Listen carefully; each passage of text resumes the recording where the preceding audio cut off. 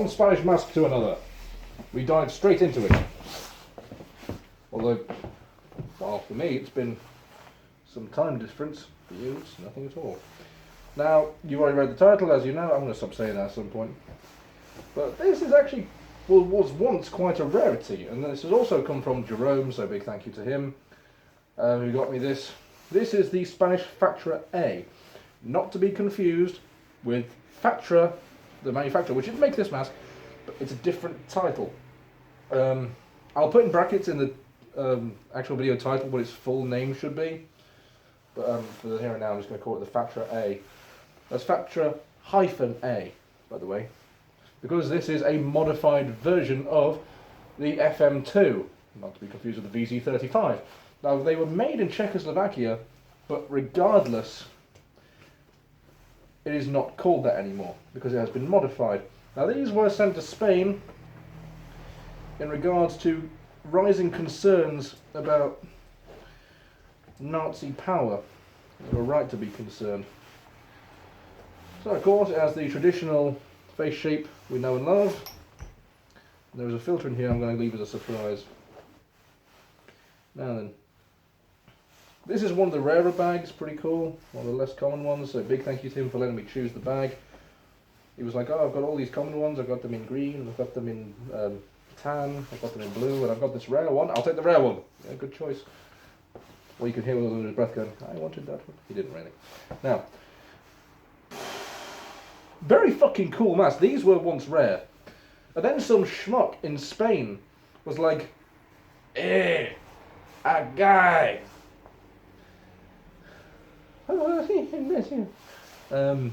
doing the Resident Evil 4 thing again. Came out of the woodwork and shows like a whole fucking 2 shelves just full of these things. But it was very difficult for me to get a large, because the fucker didn't know how to check for sizes, despite Jerome actually translating and telling him. This guy gave no shits, but he did in fact help distribute some of these.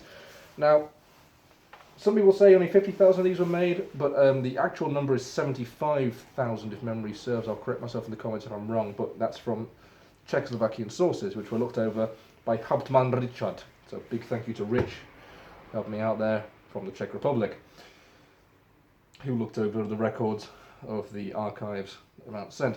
So what's different about this? Well, the Czechoslovakian version is of course 42mm. This, as you may notice, has a cheap, chipped up piece of shit metal ring attached to the bottom. Typical sign of Spain. All this is fine, and then this thing is all fucked up. Low quality. And this is a 40mm adapter. And now, because of course, in former Czechoslovakia at this time, mask filters had the valve in, and masks didn't.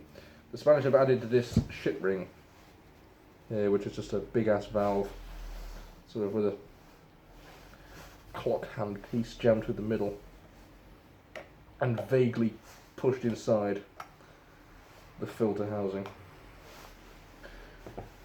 Now, this is of course a carryover from the Leyland license, quite a famous corner of history, wherein the UK government, specifically Leyland and Birmingham Rubber Co., who are making the Mark IV general service respirator, sold the design to Czechoslovakia and I think some other countries like Estonia and Finland for the E3, E, I, and the M30, lowercase m/30.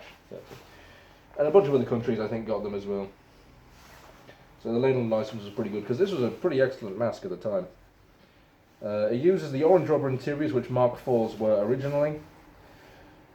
And I'll be going over its key points with a Mark IV in a moment. But the mystery filter inside this rough piece of shit, unrefined canvas bag, with no pockets by the way, is a Modern Pro 2000. I nearly tossed it out of my hand. Now what's cool about that is the fact that this mask can take it.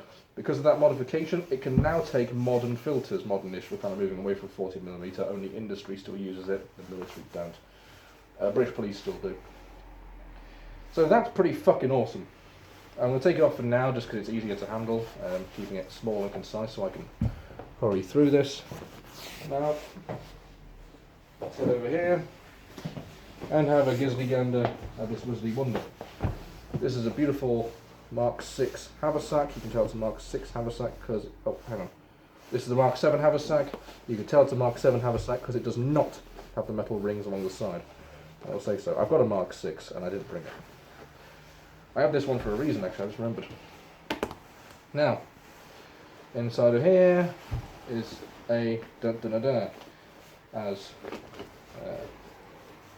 Noel Fielding once mentioned. Filter housing in here, and boom. Now, needless to say, you can see the inspiration. Now, the original VZ33s and 35s had hoses as well in 42mm, and then later with the FM2 they got rid of that and just went straight to canister filter, straight on. So, what they've clearly done here is they've copied over the Mark III GSR lenses, which were also on the Mark IVs initially, which have no threading on them, whereas the Mark IV later on did, based off of the civilian adhesive respirator, if I remember rightly. And of course using orange rubber inside, which on the Mark IV originally was gum rubber, and now of course it uses this, the black rubber. This one is of course by Avon, size large, 3rd of February 1939, and this is from the fading ink stamp along there, the 29th of April 1937. And if I flip this head harness inside out, you can just see inside there, get the lighting right, Fatra-A, size 1 being large. So these are both large for my head dome. Of course the exhale valve assembly here, looking quite spot on as far as a copy goes. Lenses, face shape, it's generally all there. Head harness, this is a custom repair job by yours truly, but the sliders and skull pad are original. It uses 19mm elasticated straps from a haberdashery for making bras. And of course, on the Spanish one, we have sliders that are a bit bigger and tend to come undone over time, which isn't great. They don't say anything, unlike those ones which will have like a manufacturer stamp or patent pending. And the skull pad is fabric, which we would see later on lags.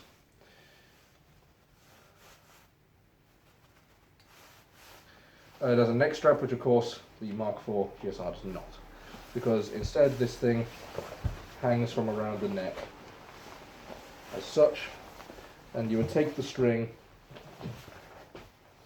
wrap it around yourself, and then around this, and tie it. I'm only going to do a loose knot because I am not. Oh fuck, I put it on backwards. I'm only going to do it loose because I am not in an air raid at the moment. Yet. Give it time. Yeah, the bag wants to be in the ready position. This is not Mark IV review, I will do that eventually. Maybe I'll do it after this, who knows. Tie the string around.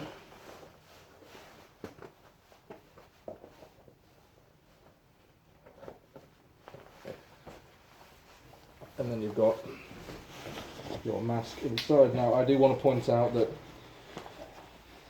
the specialist bag has sort of brass holes in the bottom allowing you to breathe, but please note that the Mark IV GSR filters are exceedingly hazardous, containing blue crocodile asbestos, and could even be a threat to be near. Now most masks, when it comes to asbestos, we don't really bother explaining that you don't have to breathe them in, but this one is a great concern.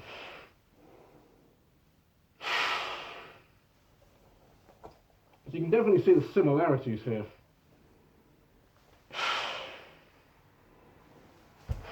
The reason I'm breathing this in is because it has a custom Type CC canister from 1985. The fitting is the same. I'll cover that when I do a review. I'm not going to do it now. I need the original filter, which is over in storage. So that's the Fatra-A. Get this off of me and cover that one.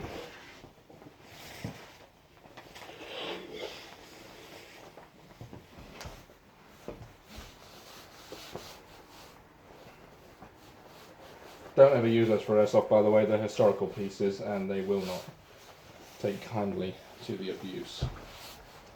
And I will not either.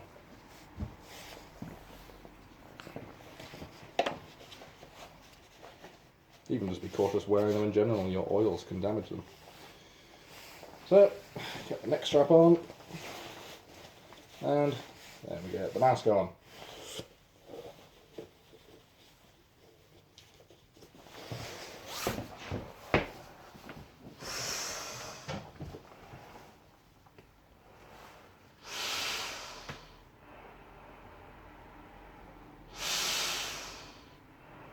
Now, of course, the little valve inside here, which you might not be able to see, but is here between the eyes. There's two little valves. While not originally intended as TSO tubes, did work that way. Because, of course, that's the inlet. But it unintentionally becomes TSO tubes, and the Spanish have copied that over when I cover the inside. I'll show you. And as a result, this thing will anti-fog itself as you use it, to an extent. So if I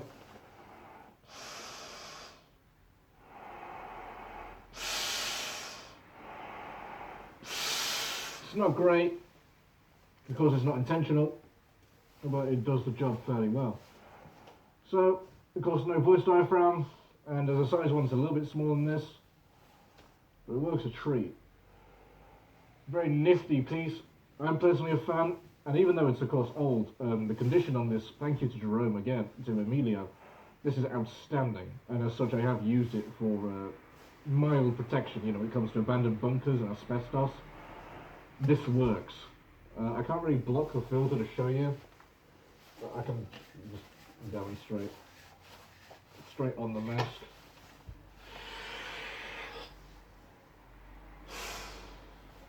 There's something metal there. Metal.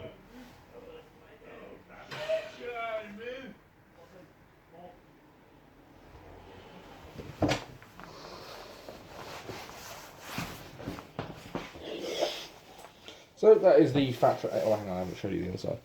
I'll do that while I'm behind the camera, because then I can control it better. I'm just going to flip these around. Shut up. It's Thursday night. Very beautiful. Reminds me very much of Finnish M38. There's no separation bar between the inlet there. It's just one big hole.